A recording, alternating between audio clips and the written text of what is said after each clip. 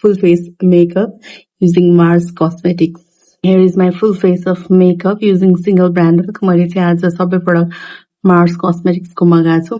Also, me being me, मैले चाहिँ concealer मगाउने बिर्सेछ. So, foundation बाटै काम चलाऊ अथवा maybe I might use concealer from another brand. किनभने सबै प्रोडक्ट मगाइसके यही प्रोडक्ट आउँदा त 3-4 दिन लागेको थियो. यो चाहिँ मैले दराजबाट मगाएको. ब्राउज को लागि चाहिँ मैले केही पनि प्रोडक्ट मगाएको छैन. फिल इन गर्दिन मैले जस्ट स्पुलीले brow hairलाई माथितिर ब्रश गर्दैछु. I am not applying any product on brows. And let's go ahead with the primer. Primer चाहिँ मैले Mars को यो वाला gripping primer मगाएको छु. It's Glow O'Clock gripping primer with green tea extract.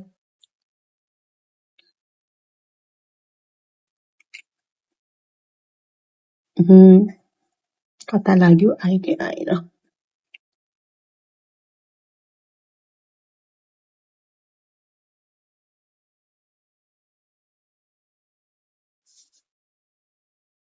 So टेक्सचरहरु हेर्दाखेरि चाहिँ यो एल्फ को पावर ग्रिप प्राइमर को जस्तै छ तर हल्का यसमा फ्रेग्रेन्स पनि रहेछ. माइल्ड छ फ्रेग्रेन्स चाहिँ. यो मार्स को यो प्राइमर को प्राइस कोटेड चाहिँ 548 थियो र डिस्काउन्ट गरेर I got it for 526 rupees Nepali. र फाउन्डेसन को चाहिँ त्यो 539 र मैले चाहिँ यसलाई 518 रुपीस पर्यो डिस्काउन्ट गरेर. So let's go ahead and apply foundation. यो चाहिँ 03 shade हो. I think यो चाहिँ मलाई अलि लाइटै हुन्छ जस्तो लाग्यो. म्याट भएको भएर चाहिँ म लगाउँदै ब्लेन्ड नै गर्छु. अलिकति मलाई लाइटै भयो जस्तो छ फाउन्डेसन. के गर्नु ल्याइसक्यो. सिन्स कन्सिलर पनि छैन म अन्डर आईमा पनि यसैलाई नै अप्लाई गर्दैछु.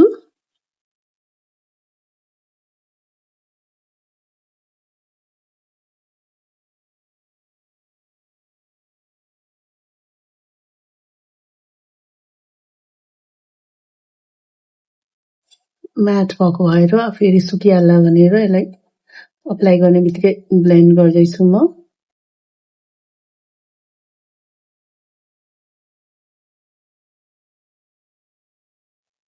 ब्रसमा भएको रेसिड्यू फाउन्डेसनले नै फरहेड र नाकमा अप्लाई गर्दैछु.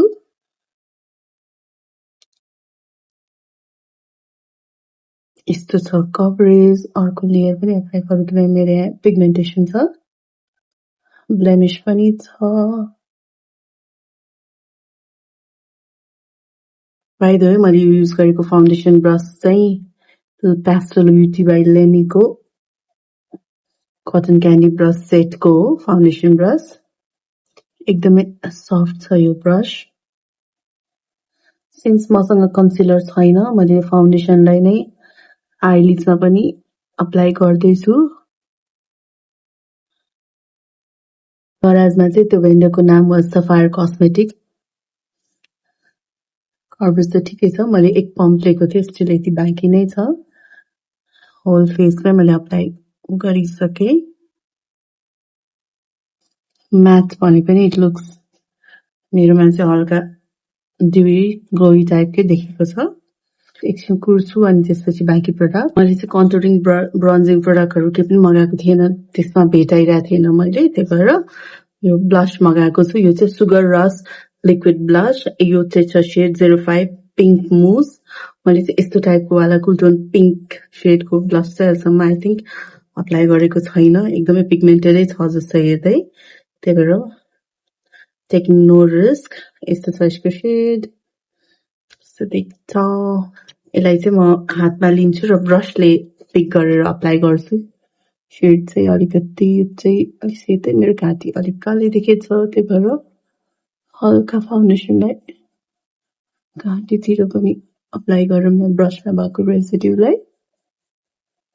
ब्लश अप्लाई गर्नलाई चाहिँ मैले यस्तो वाला ब्रश लिँदैछु. यो चाहिँ बीएस कस्मेटिक्सको हो. अब ब्रश लिएर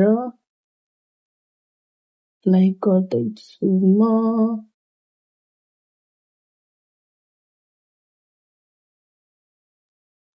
वाउ यसको त पिगमेन्ट राम्रो रहेछ. कलर पनि मन पर्यो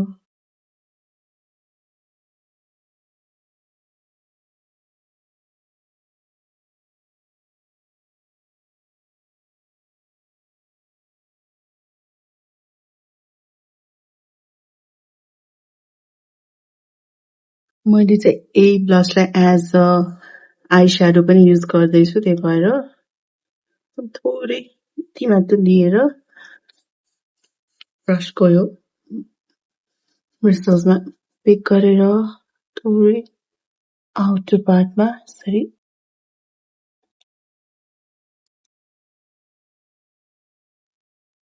गरेर थिङ्क यो सेड चाहिँ मलाई एज अ ब्लस भन्दा आई स्याडो जसरी युज गर्दा नै कम्प्लिमेन्ट गरेर हो कि राम्रो देखियो कि जस्तो लाग्यो pinky pink trend setting powder यो चाहिँ सेड बनाना छ यसमा चाहिँ एप्लिकेटर पनि छ अरूलाई लिन्छु है लिएर म चाहिँ ब्रस लिँदैछु ब्रस लिएर फर्स्टमा चाहिँ आइलिडलाई सेट गरौँ त्योभन्दा अगाडि चाहिँ एकचोटि फाउन्डेसनलाई ब्रसले टच गरिदिउँ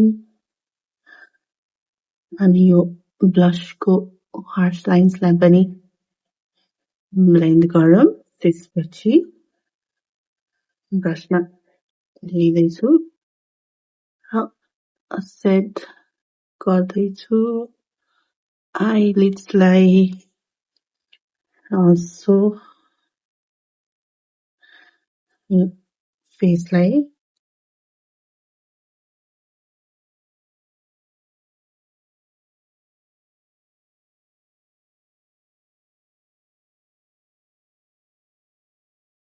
अब चाहिँ पालो यो ट्राई पिट युज गर्ने यसमा चाहिँ सानो सानो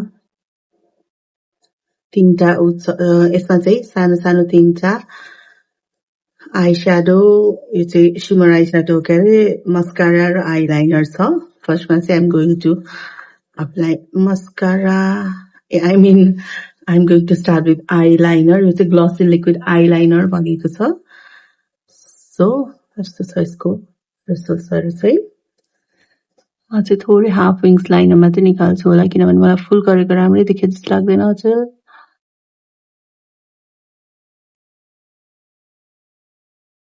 हाफ विङ्स मात्र निकाल्छु भने तर मैले पातलो पुरै लगाएको छु ठिकै लाग्यो आई लाइनर चाहिँ मलाई बाइ द वे मैले यो आई स्याडो चाहिँ अप्लाई गर्ने बिर्सेछु त्यही भएर थोरै यहाँ राख्छु अनि पुरै फैलाउँदैछु खालि एकदम होलोग्राफिक टाइपको आउँछ एकदम ल्याभेन्डर सेडको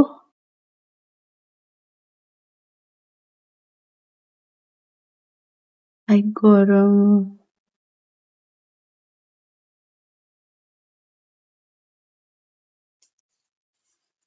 एन्ड डन अब मस्कारा कर्ल माई ल्यासेस ट्राभलको लागि एकदम पर्फेक्ट रहेछ सानो सानो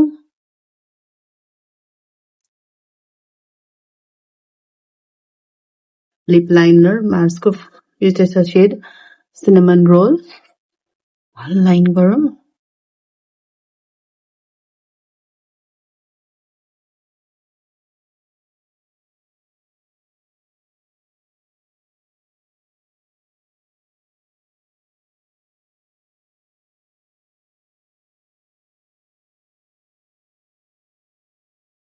लिपस्टिक चाहिँ रेडिश टाइपको छ त्यही भएर यसलाई ब्लेन्ड गरौँ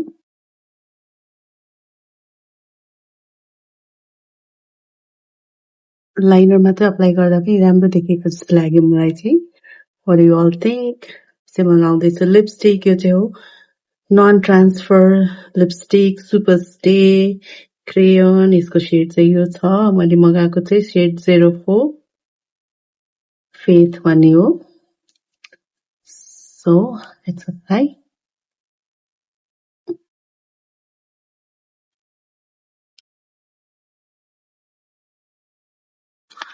लास्टली अब मसँग एउटै प्रडक्ट बाँकी छ ट्राई गर्न त्यो चाहिँ मार्सको seal the deal makeup fixer DV finish भनेको छ। यो चाहिँ सेटिङ स्प्रे हो आई गेस हेर्दाखेरि, किनभने यसको फर्स्ट इन्ग्रेडिएन्ट नै वाटर छ, water plus glycerine.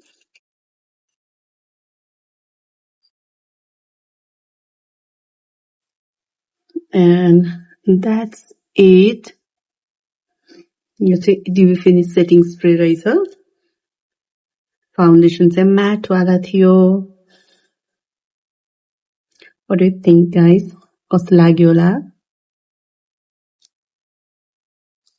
Makeup look मन पर्यो भने यो भिडियोलाई लाइक, कमेन्ट, शेयर र सब्स्क्राइब पनि गरिदिनु होला। So see you all in my next video. Bye bye and keep doing makeup.